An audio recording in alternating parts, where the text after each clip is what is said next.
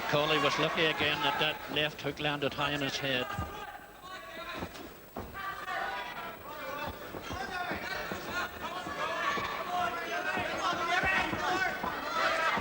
Webb looking so confident here.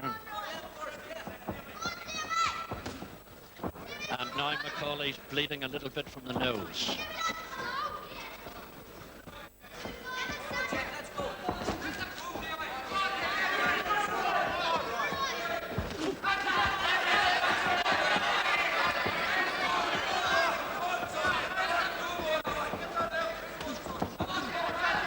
Those punches of McAuley's are flicking over Webb's shoulders and over his head, and really he's doing very little scoring at the moment. Good defensive boxing from Webb. McAuley now obviously moving very fast to try to keep out of the way of Webb's punching.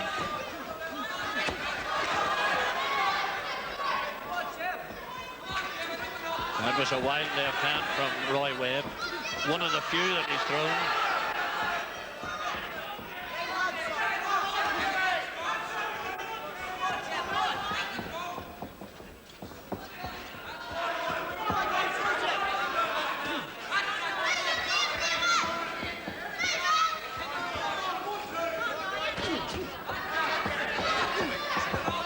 Now McAuley's keeping out of trouble at the moment, but he's doing very little, and he took a very good right to the head.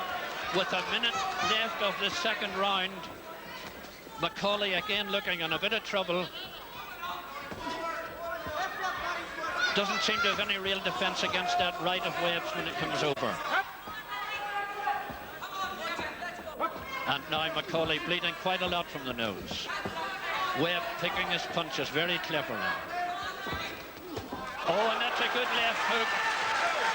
And Webb really is in tremendous form this evening. We've just half a minute left of this second round. McAuley's all right to go on, but 30 seconds for Roy Webb to see if he can win in this round.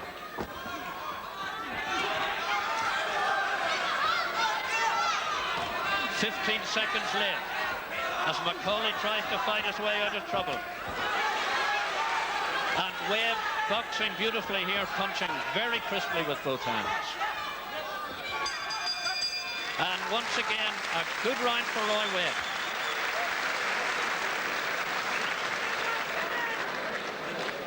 The question now is, can David McAuley last the distance here? Because he's been down for 2 long counts, and Webb has been completely on top in this contest.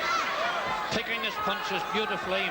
Webb in the dark vest, the reigning bantamweight champion against last year's flyweight champion, and it's Webb who's been winning all the way.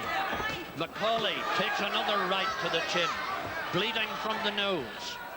He's been in a lot of trouble in this contest. Webb has never been in the slightest difficulty.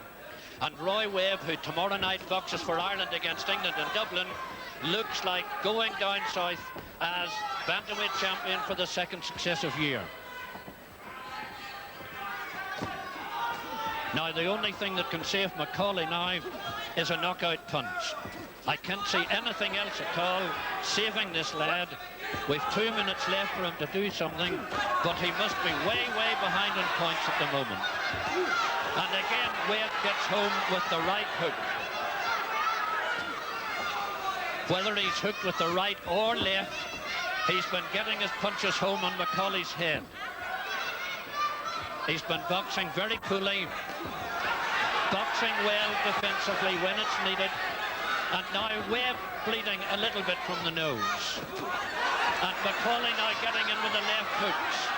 But is he too late?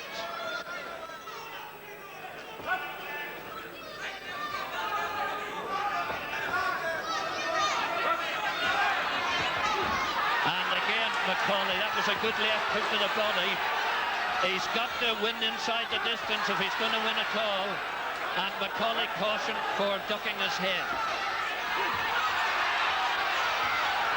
There's 1 minute left of this bantamweight final. And I think that we're going to see a really hectic 60 seconds as McAuley tries to pull it out of the fire. And Webb now is beginning to look as though he's fading a little bit. taking left hooks to the body from McAuley.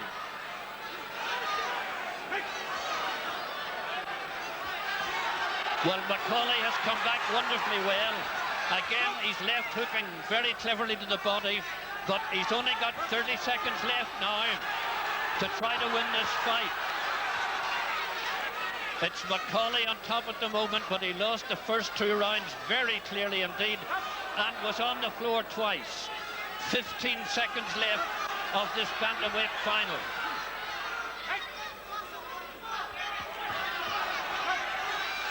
And now, with just 5 seconds left, you may remember that last year, and there's the end of the contest, last year McAuley had the same trouble with his vest slipping down over his shoulder. Now McAuley put in a very good last round, but not, I think, nearly good enough to offset the first 2 rounds when Webb was completely on top and had McAuley down for 2 counts, 1 in the first and 1 in the second. The winner of that contest by unanimous points decision and senior bantamweight champion for 1981, holder of the Hannah Cup, Webb in the red corner. Yes, it had to be Webb after 2 tremendous rounds. Lost a little bit of ground on the third, but a very clear winner in the end.